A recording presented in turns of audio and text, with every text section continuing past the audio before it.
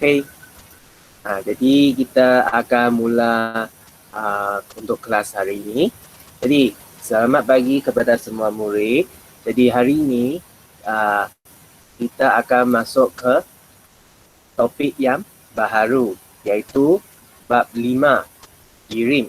Okay, dalam bab 5 jirim ni apa yang kita akan belajar?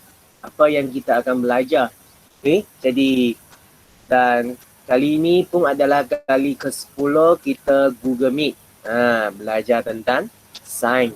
Jadi cikgu harap yang selepas ni kamu pun boleh terus join. Okay? Kerana kalau mengikut keadaan pandemik yang sekarang macam ni, ada kemungkinan kita hanya akan bersekolah secara bersemuka selepas bulan 9, ada kemungkinan.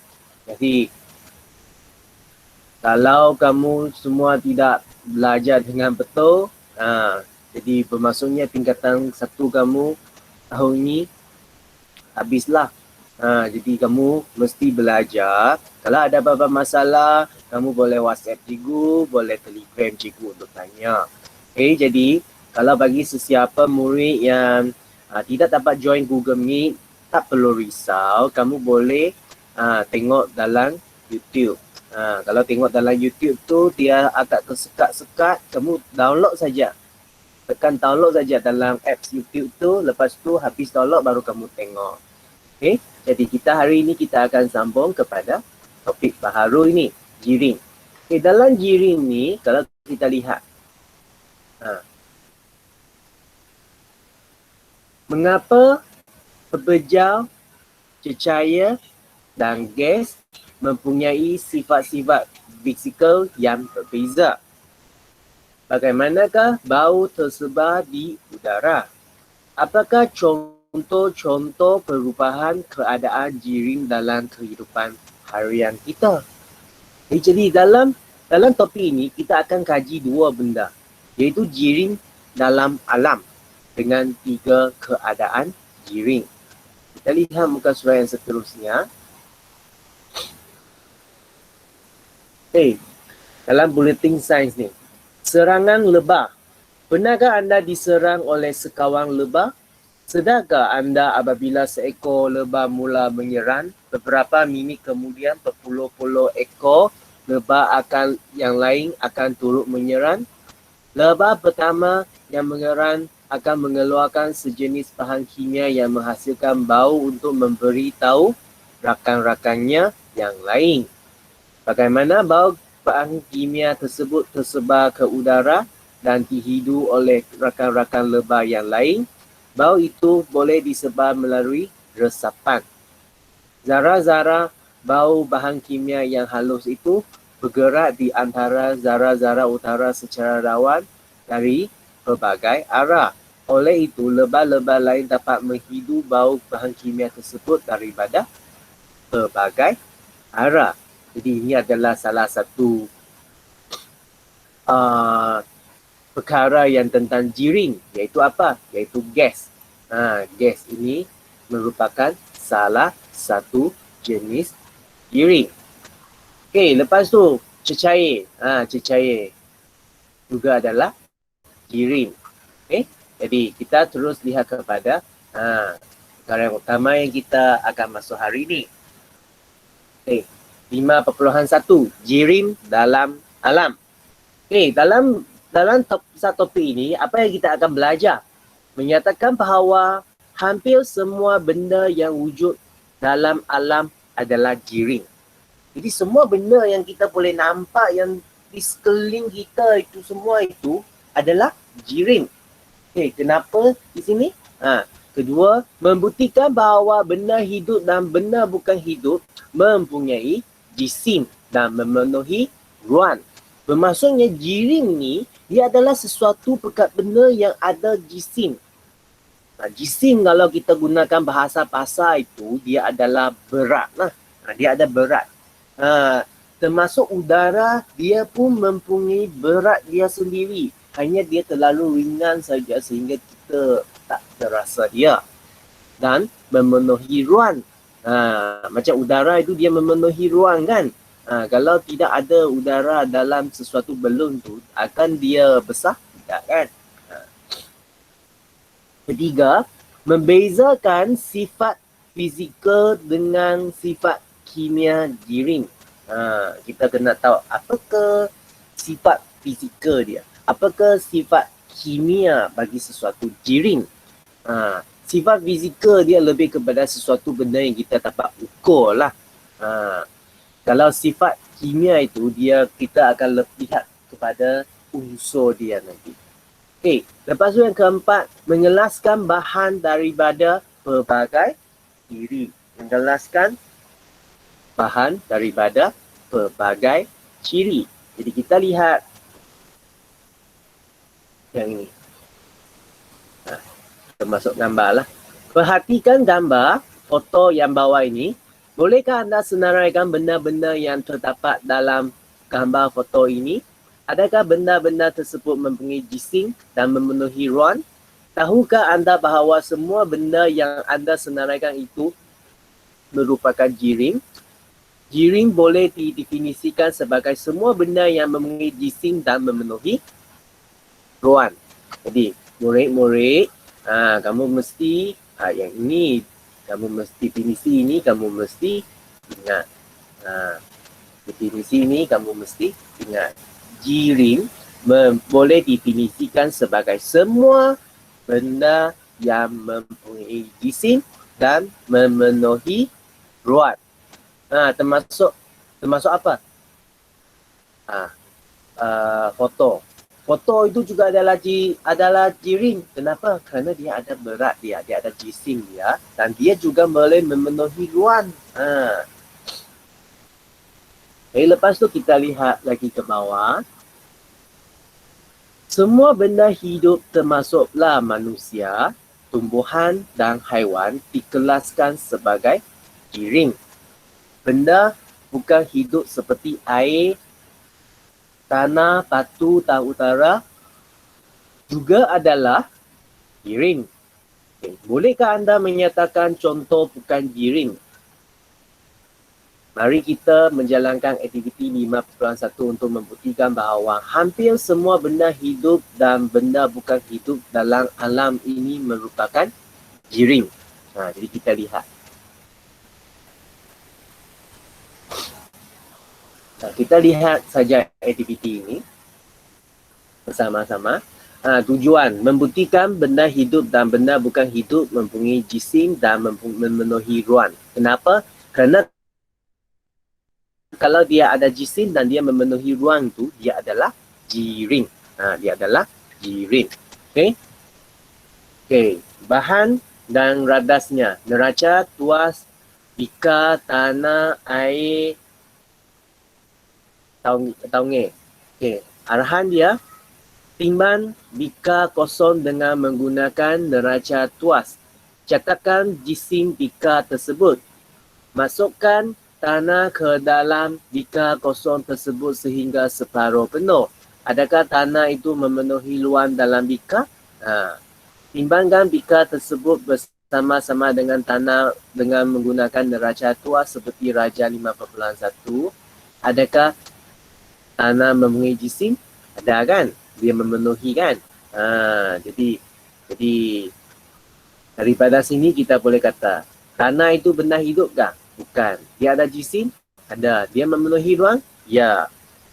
Lepas tu air itu adalah benda hidup kah? Bukan. Bukan benda hidup. Tapi dia ada jisim dan dia juga memenuhi ruang. Taunge? Taunge adalah benda hidup. Dia ada jisim? Ada. Dia juga memenuhi ruang. Jadi ini adalah apa yang kita boleh nampak dekat sini lah. Lepas tu, aktiviti B. Tujuannya adalah menunjukkan bahawa udara mempunyai jisim dan memenuhi ruang juga. Jadi kita lihat dekat sini. Bahan dan radas. Ada dua belum lah. Okay, apa arahannya? Tiup dua biji belum supaya mempunyai saiz yang hampir sama. Tambal sekeping pita celofan pada salah satu belon. Gantungkan kedua-dua belon tersebut pada sebatang rod kayu imbangkan dua-dua biji belon tersebut.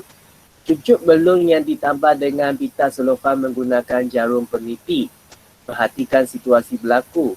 Jadi apabila kita cucuk ini akan jadi kecil kan. Jadi apa yang akan berlaku? Okay. Kalau nanti kita buka sekolah kan, cikgu harap cikgu boleh bawa kamu untuk meneliti aktiviti seperti ini. Kalau dapat cikgu nak buat eksperimen semua ini dengan kamu semua. Kenapa? Kerana baru kita boleh nampak, baru kita akan rasanya seronok. Kita tahu benda ini. Okay? Kita apa? Kita terus lihat kepada yang seterusnya. Sifat fizik jirim. Setiap jirim mempunyai sifat-sifat fizik yang tersendiri. Apakah dimasukkan sebagai sifat fizik? Apa itu sifat fizik? Sifat fizik ialah kuantiti yang dapat dikenal pasti dengan menggunakan 5 deria manusia atau menggunakan alat pengukur. Jadi dia adalah sesuatu perkara yang boleh dikenal pasti dengan 5 deria manusia. Apa 5 deria manusia? Rasa, tahu, lihat, dengar, dan apa? Sentuhan, touching tu. Rasa itu. Itu juga adalah salah satu deria. Dan dia juga boleh menggunakan alat pengukur untuk mengukur dia. Apa yang alat pengukur? Pembaris lah, penimban lah, apa lagi? Pengukur suhu, semua benda itu adalah alat pengukur. Okay. Sifat fizik jirim bergantung pada jenis bahan yang membentuknya. Dia adalah lihat kepada bahan yang membentuknya lah. Perhatikan gambar foto 5.2 yang ini. Apakah bahan yang utama membentukkan sebuah kayak? Bolehkah anda menyatakan sifat-sifat fizik kayak tersebut? Lepas tu nanti 5.3 menunjukkan beberapa contoh sifat fizikal jirim. Jadi kita boleh nampak. Kayak ini dibuat daripada apa? Dia dibuat daripada plastik, daripada fiber. Okay? Dan dia apa sifat dia? Dia ringan. Kenapa? Supaya dia boleh terapung atas air. Okay? Jadi kita lihat lagi kepada yang seterusnya. Okay? Cecair yang berbeza mempunyai takat didih yang berbeza. Takat didih air adalah 100 darjah Celsius. Gula boleh melarut dalam air kopi. Pemegang periuk dibuat daripada bahan penebak haba seperti plastik. Periuk terbuat daripada bahan konduktor haba seperti logam. Takat lebur ais ialah suhu tetap ketika ais berubah menjadi cecair pada tekanan yang tertentu. Jadi takat lebur, konduktor haba, penedak haba boleh larut dengan takat didih ni. Ini adalah sifat fizik. Ini adalah sifat fizik bagi jirim. Okay? Kalau kita lihat apa itu sifat kimia bagi jirim. Selain sifat fizik, setiap bahan juga mempunyai sifat-sifat kimia yang tertentu. Apakah yang dimasukkan dengan sifat kimia? Sifat kimia ialah suatu bahan menunjukkan tindak balas suatu bahan itu berubah menjadi bahan yang berbeza. Dia adalah tindak balas dia menunjukkan tindak balas suatu bahan itu berubah menjadi bahan yang berbeza. Itu adalah sifat kimia. Itu adalah sifat kimia. Sifat kimia ini bergantung pada tindak balas yang berlaku terhadap sesuatu bahan. Dia adalah bergantung kepada tindak balas yang berlaku. Okay. Raja 5.4 menunjukkan beberapa sifat kimia jirim. Bahan baharu yang terhasil daripada tindak balas kimia mempunyai komposisi kimia yang berbeza daripada bahan asal. Yang pertamanya di sini kita nampak dekat sini adalah pengaratan berlaku pada besi apabila terdedah kepada air dan udara.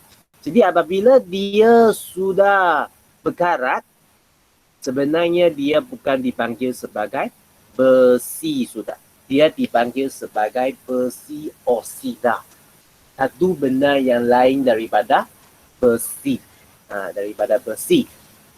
Jadi itu adalah sifat-sifat kimia bagi yang dekat bahagian ini.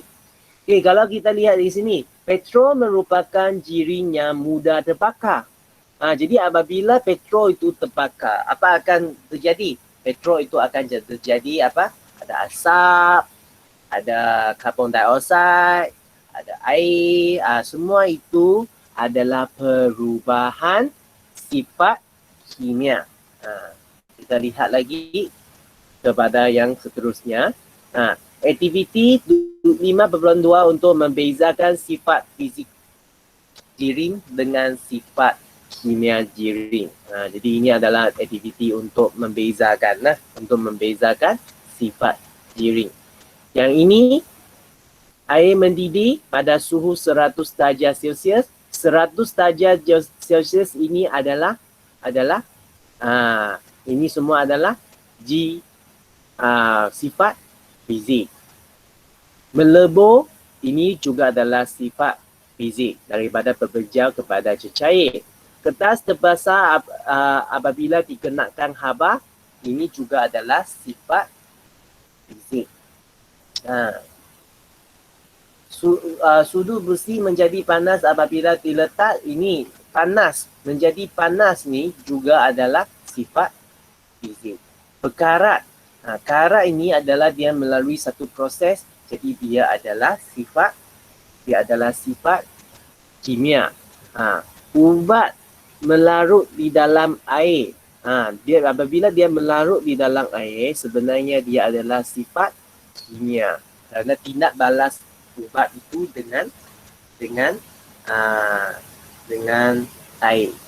Okey. Okey. Jadi lepas tu kita lihat kepada yang seterusnya lagi. Bagaimanakah kita mengelaskan bahan daripada pelbagai ciri? Air laut mempunyai rasa yang masin kerana kandungan garam di dalamnya. Apakah perbezaan ciri antara garam dengan air laut? Garam dan air mempunyai takat didih yang berbeza. Air tersenjat menjadi wap air kerana takat didih air lebih rendah daripada garam. Hal ini menyebabkan hanya garam yang akan tertinggal. Kita dapat mengelaskan beberapa jenis bahan berdasarkan ciri-ciri yang berikut. Secara ketumpatan dia, takat lebur dia, takat didih dia, keterarutan dia. Merupakan cara yang kita boleh mengelaskan bahan. Okay? Jadi apabila kita belajar dekat sini, memang dia adalah secara umum. Apabila kita jawab soalan nanti, kamu baru akan tahu, macam mana. Okay, kita lihat keempat-empat ini satu persatu. Okay. Ketumpatan suatu bahan ialah jisim per unit isi padu bahan tersebut. Ini adalah istilah yang definisi yang penting untuk ketumpatan. Kamu mesti tahu. Ketumpatan menentukan kebolehan sesuatu bahan itu untuk terapung dan tenggelam. Itulah sama seperti kalau kamu lihat dekat Rejang sana kan, Sungai Rejang sana, kenapa ada kayu dia akan terapun? Kenapa apabila kita lontarkan batu itu ke sungai itu, dia akan tenggelam. Bahan yang kurang tumpat akan terapung, manakala bahan yang lebih tumpat akan tenggelam. Okay? Sebagai contoh, minyak yang kurang tumpat daripada air, oleh itu minyak akan terapung di atas permukaan air. Di atas permukaan air. Okay? Nanti cikgu akan minta, kalau ada masalah nanti cikgu akan minta kamu buat satu eksperimen sendiri dekat rumah. Kamu boleh buat eksperimen sendiri dekat rumah lah tentang perkara macam ni. Seperti pernah minum 3 layer tea kah? 3 layer tea tu kenapa dia akan ada 3 layer? Sebab susu, sirap dengan gula apung tu dia mempunyai ketumpatan yang berbeza. Tapi apabila kita gaulkan dia itu, dia akan campur lah. Tapi sebelum kita gaulkan dia itu, adakah dia ada 3 layer yang berbeza? Contoh bahan yang dikelas mengikut ketumpatan. Campuran gliserol dengan air. Lebih tumpat adalah gliserol, yang kurang tumpat adalah air. Campuran petrol dengan merkuri. Merkuri lebih tumpat, yang kurang tumpat itu adalah petrol. Campuran pasir dengan air, pasir lebih tumpat, air kurang tumpat. Campuran minyak dengan gabus, minyak adalah lebih tumpat dan gabus adalah kurang tumpat. Jadi apabila kita letakkan semua ini bersama-sama, kamu akan nampak layer dia lah. Bagi sesiapa yang ada menyertai club STEM tu kan, kalau tak salah minggu lepas mereka belajar tentang ketumpatan. Mereka belajar tentang ketumpatan. Kita lihat lagi kepada yang seterusnya. Takat lebur dan takat tidih. Takat lebur ialah suhu apabila keadaan pepejal tukar kepada cecair. Ini adalah definisi untuk takat lebur. Takat didih pula ialah adalah suhu apabila keadaan cecair berubah menjadi gas. Ini adalah takat didih. Jiring boleh dikelaskan berdasarkan takat lebur dan takat didih sesuatu bahan.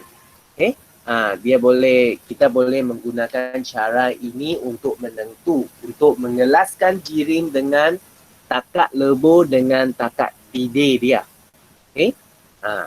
Jadi kalau kita lihat dekat sini, besi melebur pada suhu 1536 darjah Celsius. That's why kenapa periuk kita semua itu dia adalah dibuat daripada besi lah. Tapi dia bukan besi yang tuling. Jadi kita boleh nampak kenapa. Kerana takat leburnya adalah sangat tinggi. Takkan kamu masak nanti periuk itu pun sudah lebur. Lepas tu air melebur pada 0 darjah Celsius. Air mendidih pada 100 darjah Celsius. That's why kamu lihatlah apabila air dalam periuk itu sudah mendidih, tapi besi itu masih belum lebur lagi. Lepas tu kita lihat.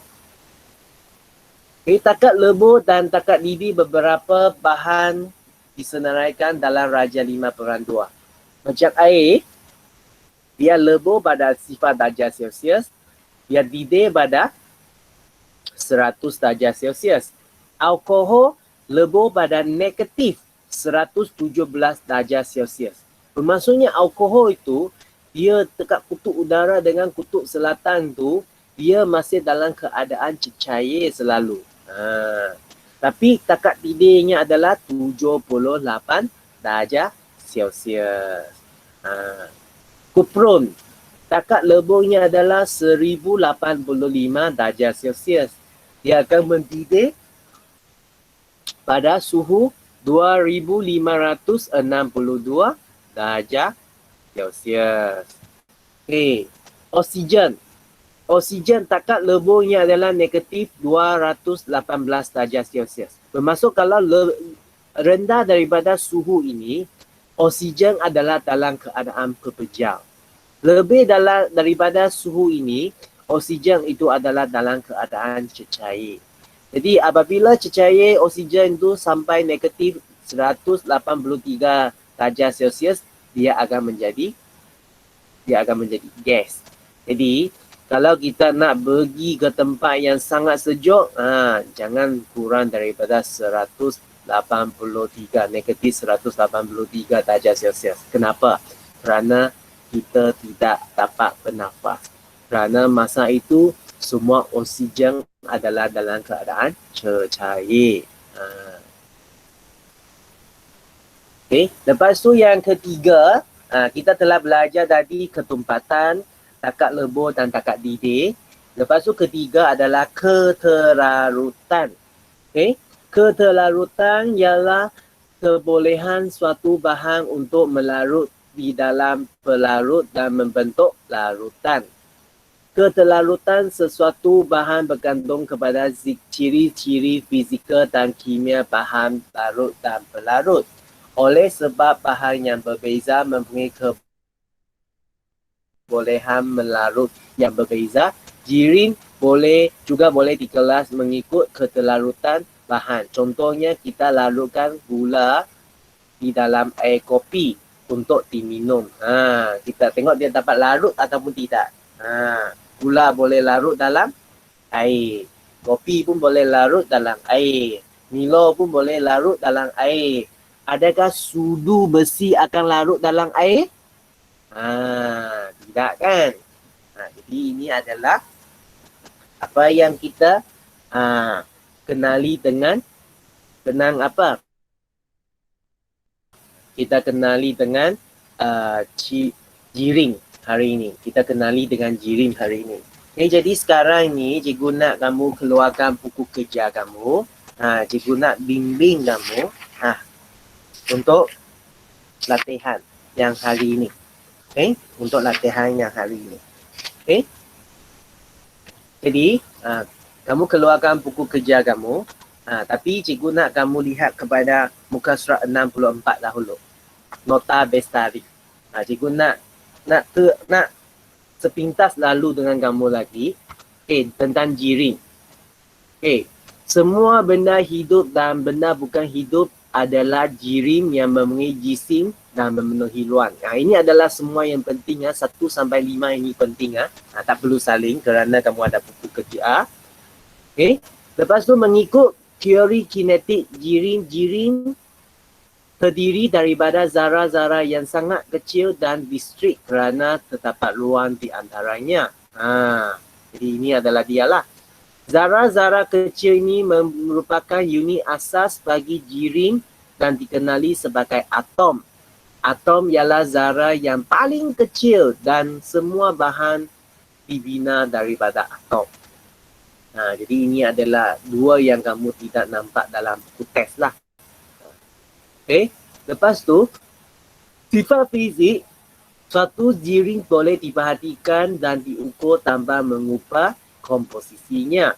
Contoh sifat fizikal jirim adalah kekerasan, warna, bau, kebolehan melarut, takat lebur, takat beku, takat didih, kekontusian, haba, ketumpatan dan kelikatan. Lepas tu sifat kimia yang adalah kebolehan suatu jirim berubah menjadi bahan lain.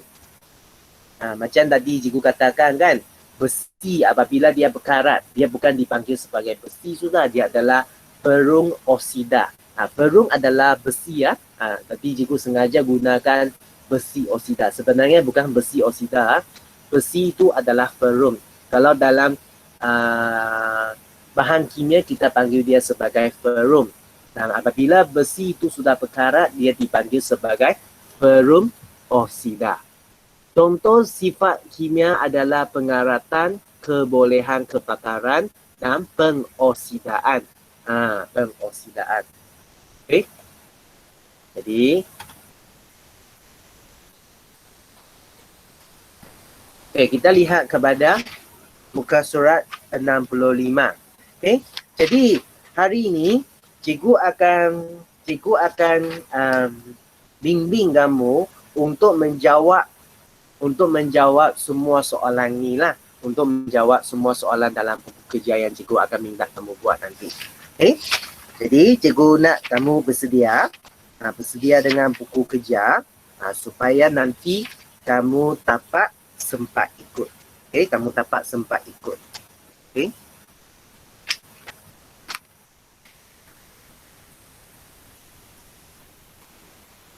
Okay.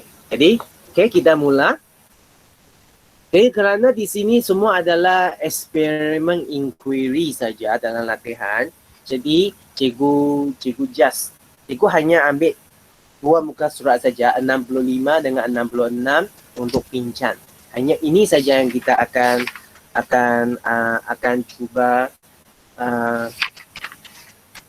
cuba tengok. Okay? Ada 3 eksperimen hari ini. Kita akan sepintas lalulah supaya kamu boleh selesaikan dia. Tujuannya menunjuk jiring, mempunyai jisim dan memenuhi ruang. Ini bahan dan radas. Prosedurnya. Di sini aktiviti yang pertama. Sediakan susunan radas seperti di atas. Imbangkan kedua-dua biji belum pada pembaris meter dan menggunakan jarum untuk mencucuk belum Q yang melalui pita selofan. Kenapa dia kena ada pita selofan untuk cucuk? Kalau tidak, belum itu akan pecah. Jadi kita lihat dekat sini. Udara di dalam belum Q terlepas. Apabila dia cucuk kan, udara di dalam belum Q terlepas dan pembaris dia akan condong. Pembaris dia akan condong ke sebelah kiri. Ke sebelah kiri. Dia condong ke bawah macam ni lah. Ke sebelah kiri. Okey. Jadi, terlepas, condong kiri. Okey. Apa sebabnya? Kerana udara mempunyai jisim. Udara mempunyai jisim. Okay, lepas tu soalan kedua.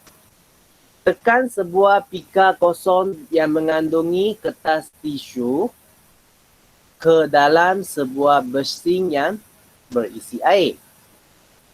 Macam mana keadaan tisu itu? Kertas tisu tidak basah. Kertas tisu tidak basah. Kenapa? Kerana air tidak memasuki bika.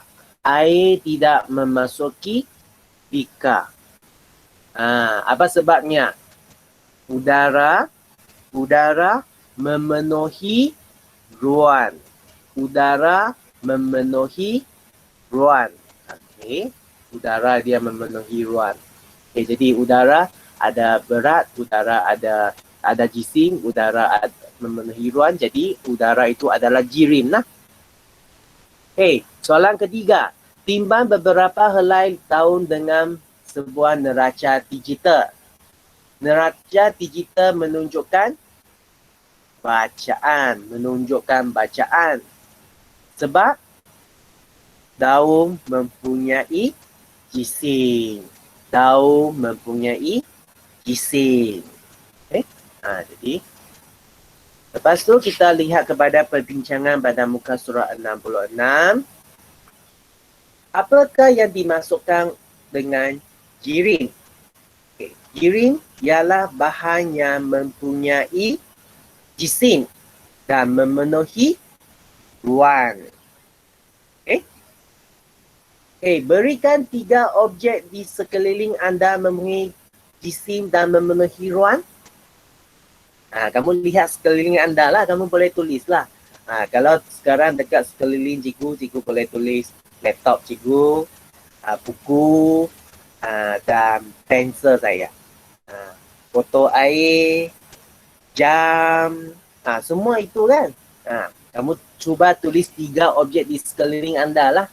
Jawapan adalah suka hati anda. Kamu nak tulis apa saja, asal 3. Lepas tu, kita lihat soalan yang ketiga. Lengkapkan peta boleh dibawa dengan contoh jiring dengan menggunakan perkataan yang diberi. Okey. Jadi jiring ni, ini adalah asap, air dan benang. Bunyi. Bunyi adakah bunyi adalah jiring? Bukan. Bunyi bukan jiring. Jadi di sini jawapannya adalah asap, air dan benang. Asap, air dan benang. Okay, lepas tu kita lihat soalan 4. Berikan sebab-sebab menerangkan aktiviti yang berikut. Okay, neraca tuas menunjukkan bacaan jisim. Sebabnya benda hidup mempunyai jisim. Benda hidup mempunyai jisim. Seseorang murid lelaki mengempang tayar basikal. Sebabnya adalah udara memenuhi ruang. Udara memenuhi ruang. Lepas tu kesimpulannya. Bahan benda hidup dan benda bukan hidup mempunyai jisim dan memenuhi ruang. Ada masalah? Kalau ada masalah boleh tanya. Kalau malu nak tanya dekat sini tak apa, kamu boleh message cikgu untuk tanya. Kalau tak ada masalah, kita lihat kepada muka surat yang seterusnya. Hari ini banyak muka surat latihan tapi latihannya sikit saja. Kerana cikgu bimbing kamu. Mengaji sifat fizik dan sifat kimia jiring. Ini adalah bahan dan radas, prosedur menjalankan aktiviti di dalam jadual di bawah. Kedua, memperhatikan perubahan dan menyatakan jenis sifat yang dikaji sama ada sifat fizik atau sifat kimia. Jadi yang pertama, takat lebur dan takat didih. Sediakan radas seperti yang di atas ditunjukkan dalam raja di atas. Rekodkan takat lebur ais, kemudian panaskan cube ais sehingga air terbentuk mendidih. Rekodkan takat didih air. Jadi, takat lebur ais adalah 0 darjah Celsius. Takat didih ais adalah 100 darjah Celsius. Ada bahan baharu yang terbentuk? Tidak terbentuk. Di sini tidak terbentuk. Kenapa? Kerana air dengan walaupun sampai dia adalah wap air itu, semua masih adalah benda yang sama. Kalau dalam sifat kimia itu kita panggil dia H2O. Dia masih adalah H2O lagi. Jadi, takat lebur dengan takat didih ini, apa sifatnya? Sifat fizik. Sifat fizik. Lepas tu kita pergi kepada B. Pengaratan. Perhatikan baku besi yang berkarat. Bahan baharu di sini terbentuk.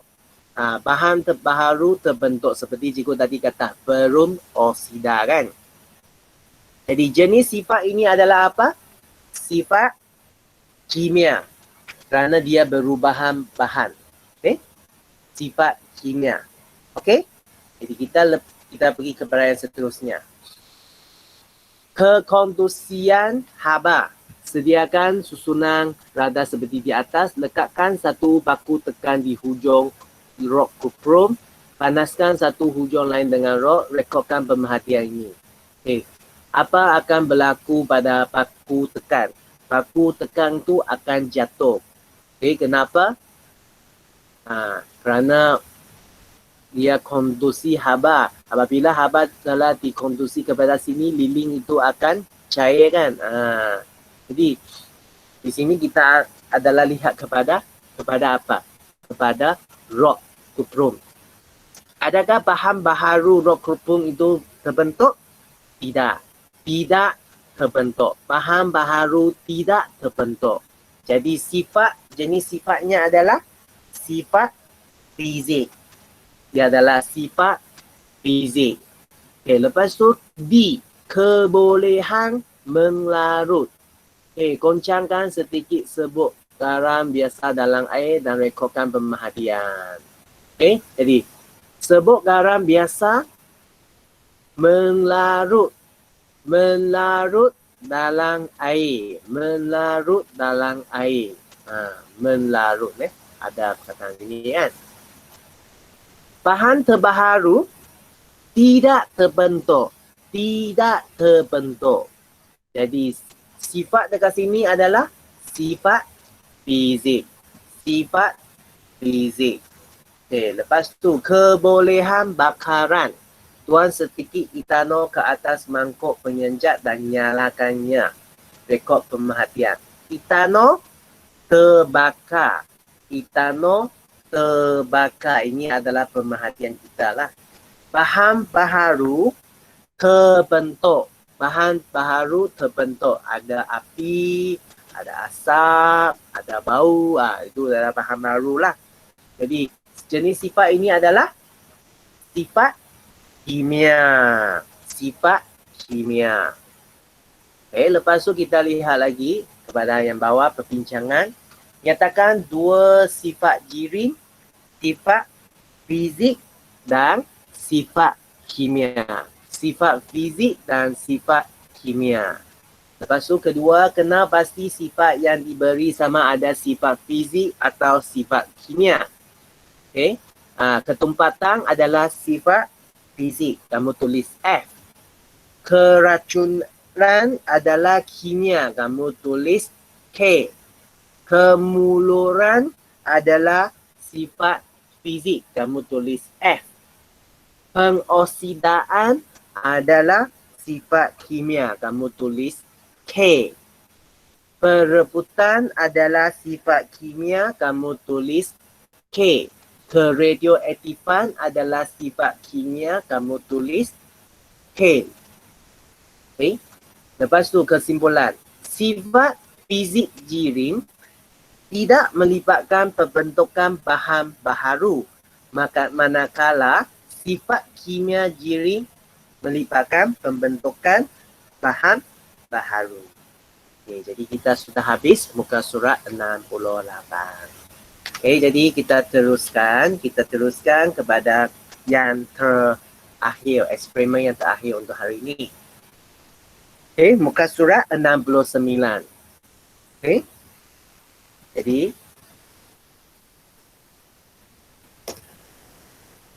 tujuan mengelaskan bahan berdasarkan perbezaan sifat fizik daripada aspek ketumbatan dan keterarutan dalam air. Jadi bahan dan ratas prosedur. Jadi rekodkan betul jika bahan itu terapung atau larut dalam air. Salah pangkal jika bahan itu tenggelam dalam air atau tidak larut dalam air. Okay? Jadi pasir. Pasir terapung ke? Tenggelam. Adalah tenggelam kan? Jadi dia bukan terapung, jadi pangkal. Adakah dia larut dalam air? Tidak. Pangkal. Adakah guli terapung? Tidak. Pangkal. Adakah guli itu larut dalam air? Tidak. Pangkal juga. Adakah ranting kayu itu terapung? Ya. Betul. Okay. Lepas tu, adakah ranting kayu yang baru masuk buku kerja kamu muka surat 69. Yang baru masuk tu buku kerja kamu muka surat 69. Okay. Ranting kayu itu larut dalam air? Tidak. Pangkal. Lilin terapung? Ya. Betul. Lepas tu lilin itu dia larut dalam air? Pangkal? Tidak. Gabus itu terapung? Ya. Betul. Betul dekat sini. Adakah dia larut dalam air? Tidak. Pangkal. Okay. Tidak. Pangkal. Garam. Okay. Adakah garam terapung? Garam tidak terapung pun tidak tenggelam. Jadi dash. Macam mana dash ah? Aku tunjukkan untuk gambar lah.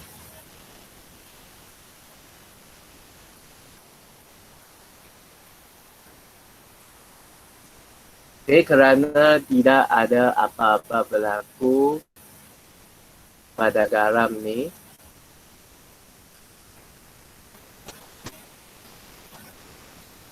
jadi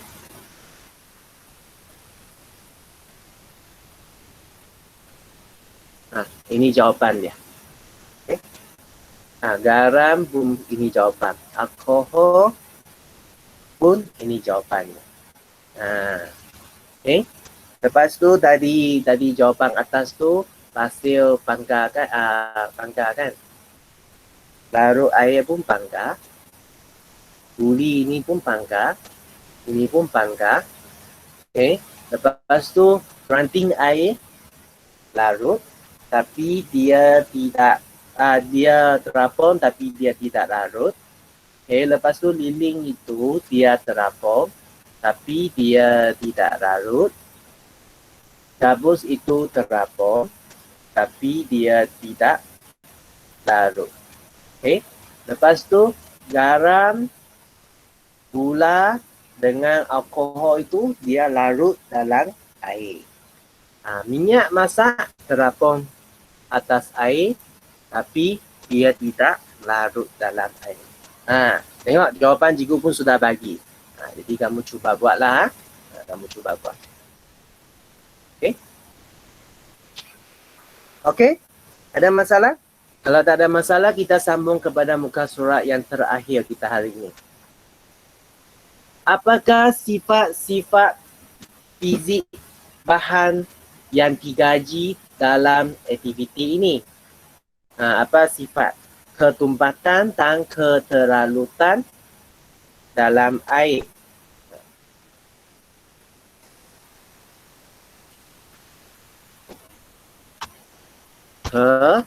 Ketumpatan dan keteralutan dalam air. Ini adalah jawapan.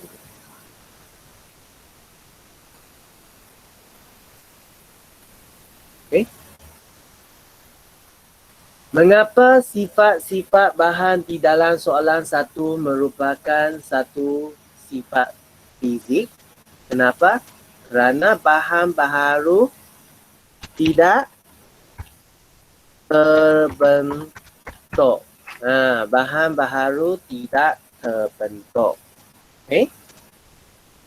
Lepas tu, kelaskan bahan-bahan dalam aktiviti ini daripada aspek ketumpatan dan keteralutan dalam air dalam peta pokok dan peta tangkap di bawah. Jadi bahan kurang tumpat daripada air. Okay. Cikgu terus bagilah. Ada ranting kayu. Jawapan ini dari mana? Daripada mana? Daripada inilah. Daripada ini. Jadi, digunakan kamu cuba isikan sendiri daripada sini kan? Daripada sini. Yang tumpat daripada ini. Pasir, guli. Pasir dengan guli saja. Yang kurang tumpat iaitu terapung, ada ranting kayu, lilin, gabus dengan minyak masak. Okay? Jadi cikgu nak kamu cuba isi sendirilah. Cikgu tak nak bagi lagi. Okay. Bahan yang boleh larut dalam air, tidak larut dalam air. Sini ada jawapan sudah. Yang pangkai ini tidak larut dalam air, kamu tulis saja. Yang betul ini adalah larut dalam air. Yang larut dalam air di sini adalah garam, gula dengan alkohol. Garam, gula, alkohol. Yang ini kayu, semua itulah. Okay. Kayu, pasir, guli. Okay. Kesimpulan. Bahan-bahan boleh dikelaskan berdasarkan perbezaan sifat fizik dari aspek apa? Daripada aspek ketumpaan dan keterlarutan dalam air. Okay? Keterlarutan dalam air. Jadi ini adalah jawapan dia. Jadi kita sampai sini untuk hari ini. Kalau ada apa-apa masalah, sila tanya. Jadi latihan untuk hari ini dalam buku kerja anda adalah daripada muka surat 65 sampai 70. Okay. Jadi kalau kamu tak ada masalah, kita sampai sini saja untuk hari ini. Kamu boleh tinggalkan daripada Google Meet. Okay, terima kasih. Kita jumpa lagi hari Isnin minggu depan. Okay, bye-bye.